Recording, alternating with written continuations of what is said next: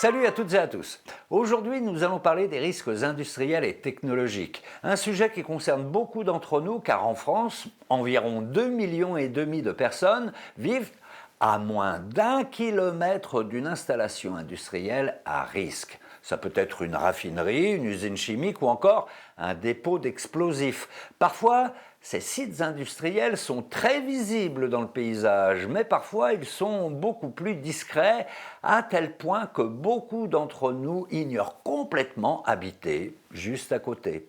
Et pourtant, il est indispensable de le savoir pour agir de façon préventive et en cas d'accident, pouvoir réagir vite et avoir les bons réflexes. Alors dans cette vidéo, nous n'allons pas parler des centrales et des installations nucléaires qui ont leur propre réglementation. Ça fera l'objet d'une autre vidéo.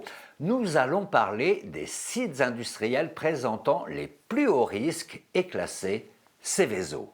C'est parti.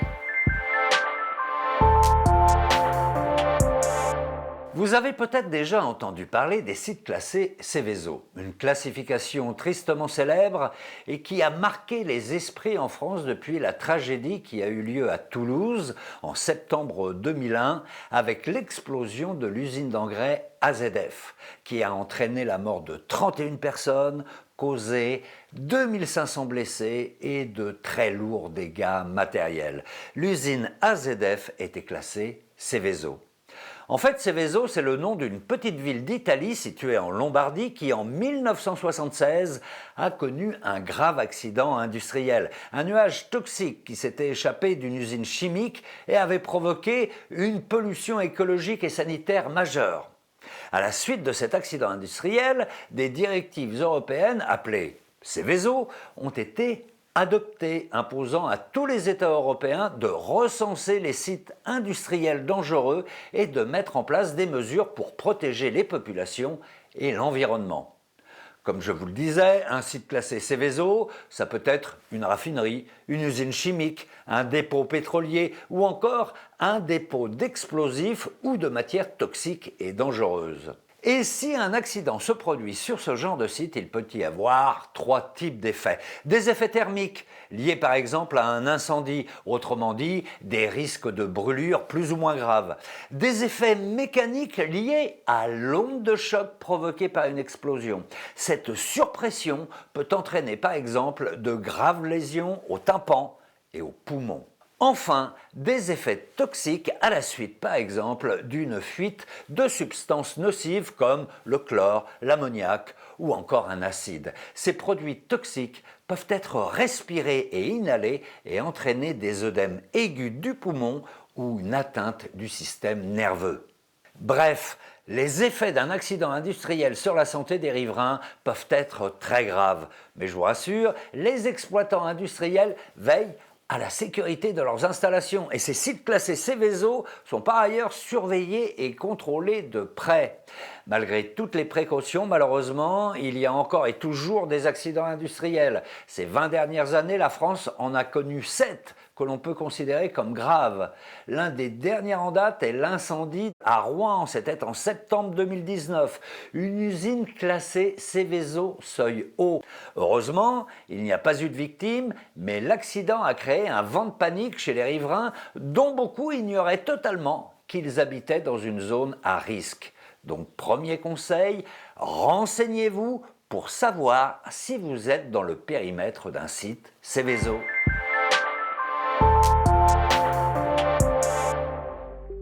En France, en 2022, les sites classés Seveso étaient au nombre de 1291.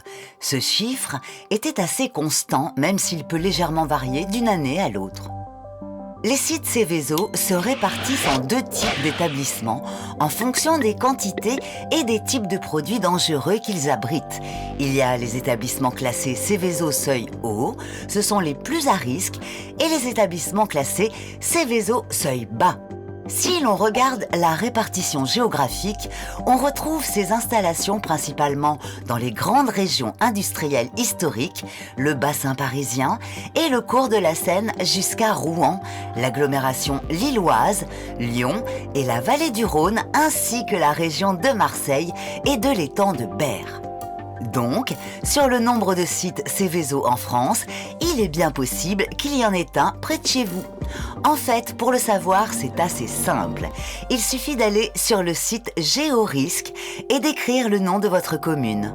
Regardez, par exemple, à Fos-sur-Mer, dans les Bouches-du-Rhône, la carte m'indique qu'il y a 17 usines classées Céveso. Voilà, maintenant que vous connaissez le risque sur votre commune, il ne vous reste plus qu'à vous informer sur les conduites à tenir pour vous protéger avant et pendant un éventuel accident. Si vous habitez dans une zone à risque industriel, votre mairie peut vous fournir des brochures d'information comme celle-ci, éditées par la préfecture ou par le propriétaire du site classé. Ces brochures vous expliquent comment bien vous préparer et agir en cas d'accident. Elles informent notamment sur le signal national d'alerte. Vous savez, cette sirène dont on entend les essais tous les premiers mercredis de chaque mois à midi. Ça donne ça. Le signal d'alerte enchaîne 3 cycles de cette sonnerie séparés par un intervalle de 5 secondes. Donc, premier réflexe important, quand vous entendez ce signal, vous devez vous mettre en sécurité et vous tenir informé par la radio ou la télévision. Et ce n'est pas tout. Désormais, depuis juin 2022, vous êtes aussi alerté d'un risque par le dispositif FR Alerte, qui vous envoie une notification sur votre téléphone portable accompagnée d'un signal sonore spécifique, même si votre téléphone est en mode silencieux. Grâce à FR Alerte, dès lors que vous vous trouvez dans une zone concernée par un danger imminent, vous en êtes informé et ce dispositif ne nécessite aucune installation préalable sur votre téléphone. Ensuite, préparez-vous avant qu'un éventuel accident ne se produise. Renseignez-vous sur les lieux de rassemblement de votre quartier ou de votre ville au cas où vous devriez vous y rendre. Repérez les personnes fragiles autour de vous, elles pourraient avoir besoin d'aide pour évacuer. Anticipez également en préparant un équipement de première nécessité, un kit de survie placé dans un endroit accessible, avec notamment de l'eau en petites bouteilles, de la nourriture, des barres énergétiques, des conserves, un couteau suisse, une lampe torche et des piles de rechange, une radio à piles, vos médicaments. Bref, vous trouverez tout le détail sur le site du gouvernement. Ah oui, une dernière chose, j'ai oublié, prenez aussi du gros scotch. Je vais vous expliquer pourquoi.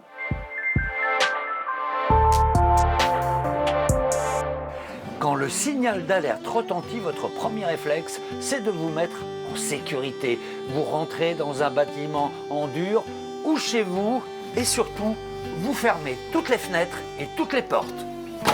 N'oubliez pas non plus de couper la clim et de boucher toutes les aérations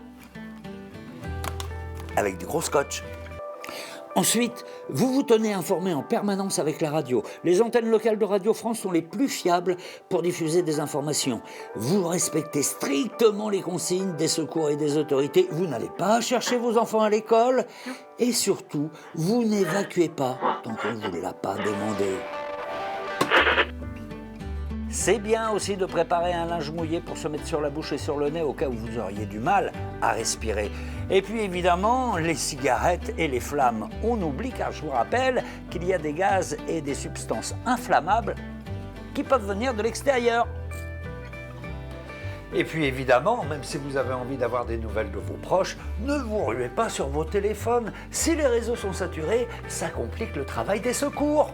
Alors on raccroche. Vous entendez? Ça, c'est la fin de l'alerte. Le même signal sonore qu'au début, mais une seule fois au lieu de 3. Et puis, bien entendu, vous n'évacuez votre domicile ou la zone sinistrée que si les autorités vous le demandent. Voilà, c'est terminé pour aujourd'hui. Surtout, n'hésitez pas à consulter les sites internet qui s'affichent à l'écran. Vous aurez toutes les informations détaillées. Quant à moi, je vous dis à très bientôt pour la suite de cette série sur la prévention des risques majeurs. Ciao!